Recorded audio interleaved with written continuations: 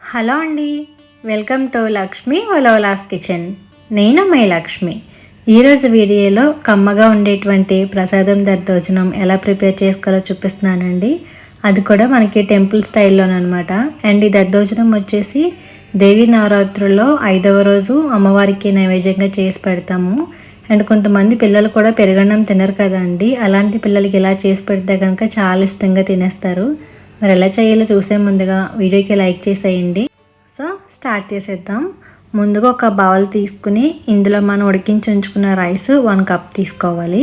నేనైతే నార్మల్గా ఇంట్లో తినడానికి ఉడికించుకున్న రైసే వేడిగా ఉన్నప్పుడు ఒక 1 కప్ తీసుకుని ఈ బౌల్లోకి యాడ్ చేసుకున్నానండి.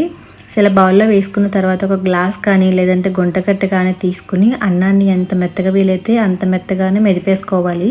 ఇలా కాకుండా ఇంకొక ప్రాసెస్లో అయితే మనం బియ్యాన్ని కుక్కర్లో వేసి 1 గ్లాస్ బియ్యానికి 3 గ్లాసులు వాటర్ వేసి అన్నాన్ని మెత్తగా ఉడికించుకున్నా కూడా సరిపోతుంది. కానీ కొంచెం ప్రాసెస్ ఎక్కువ అని చెప్పి ఈ విధంగా ఈజీగా చూపిస్తున్నానండి. ఇలా ఒక 2 నిమిషాల పాటు మనం బాగా మెదుకుంటే అన్నం మెత్తగా అవుతుందండి. ఎంత మెత్తగా ఉండాలంటే చంటి పిల్లలకి స్టార్టింగ్లో అన్నం పెట్టేటప్పుడు ఎంత మెత్తగా ఉంటుందో అంత మెత్తగా మెదిపేసుకోవాలన్నమాట. సో ఇలా మెదుకున్న రైస్లోనే మనం ఇప్పుడు పాలు యాడ్ చేసుకోవాలి. అవి కూడా కాచుకున్న పాలు, బాగా చల్లారనివి కాకుండా కొంచెం గోరువెచ్చగా ఉన్న పాలని వేసుకోవాలి.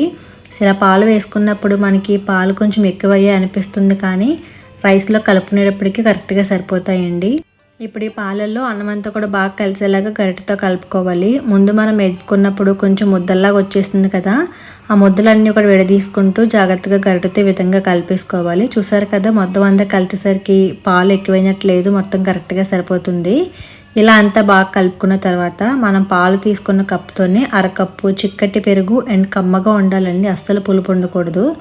అలాంటి పెరుగు ఒక అరకప్పు వేసుకుని మళ్ళీ ఇందాకట్లాగే మొత్తం అంతా కూడా బాగా కలుపుకోవాలి. ఇలా పాలు అండ్ పెరుగు 2 వేసి దద్దోజనం చేసుకుంటే చాలా కమ్మగా ఉంటుంది. ఈ విధంగా కలుపుకుంటే సరిపోతుందండి. ఇంకొంచెం పలుచగా ఉండాలనుకుంటే కనుక కొద్దిగా వాటర్ కూడా వేసుకోవచ్చు అనమాట. ఇప్పుడు దీనికి తాలింపు పెట్టుకోవడం కోసం స్టవ్ పై ప్యాన్ పెట్టుకుని 1 టీ స్పూన్ ఆయిల్ వేసి వేడి చేసుకున్నాను. తర్వాత 1 టీ స్పూన్ పచ్చిశనగపప్పు, అలాగే 1 టీ స్పూన్ మినపప్పు వేసుకుని ఒక 1/2 టీ స్పూన్ ఆవాలు, 1/2 టీ స్పూన్ జీలకర్ర వేసి మీడియం ఫ్లేమ్లో ఉంచుకుని ముందుగా వీటిని బాగా వేయించుకోవాలి.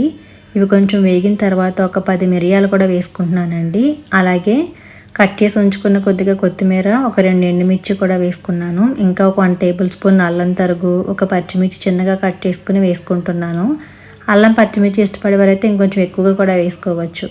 ఇవన్నీ వేసుకుని మీడియం ఫ్లేమ్లో ఉంచి దోరగా బాగా వేయించుకోవాలండి. తర్వాత ఇందులో ఒక 1 టీ స్పూన్ సాల్ట్ వేసుకుంటున్నాను. ఇవన్నీ వేసుకుని బాగా వేగిన తర్వాత స్టవ్ ఆఫ్ చేసేసి మనం ముందుగా పాలు పెరుగు కలిపి ఉంచుకున్న అన్నంలోకి పోపు అంతా కూడా వేసేసుకోవాలి. ఇలా పోపు అన్నంలో వేసుకున్న తర్వాత అంతా కూడా బాగా కలిసేలాగా కలుపుకుంటే మనకి ప్రసాదం స్టైల్లో దద్దోజనం రెడీ అయిపోతుందండి. ఇంకా చెప్పాలంటే పిల్లలు పెరుగన్నం తిన్నారు కదా, అలాంటి వాళ్ళకి మనం ఇలా రైస్లోని పాలు పెరుగు కలిపి ఉంచేసి వాళ్ళు తినే ముందు అప్పటికప్పుడు పోపు వేస్తే కనుక క్రిస్పీగా తగులుతూ చాలా బాగుంటాయి. ఇంకా పిల్లలకి అట్రాక్టివ్గా ఉండడం కోసం దానిమ్మ గింజలు కూడా వేసుకోవచ్చు. సో ఇప్పటికైతే ఈ విధంగా మొత్తం కలిపేసుకుని రెడీ చేసుకుంటే దేవీ నవరాత్రుల్లో అమ్మవారికి 5వ రోజు పెట్టే ప్రసాదం దద్దోజనం అయితే రెడీ అయిపోతుందండి. సో ఒకసారి మీరు కూడా ఈ విధంగా ట్రై చేసి మీకు ఎలా వచ్చింది అనేది నాకు కామెంట్ చేయడం మర్చిపోకండి. అలాగే వీడియో నచ్చితే లైక్ చేసి మీ ఫ్రెండ్స్కి కూడా షేర్ చేయండి. ఫస్ట్ టైం చూస్తున్నవారు తప్పకుండా నా ఛానల్ని సబ్స్క్రైబ్ చేసి నాకు సపోర్ట్ చేయండి. Thank you for watching.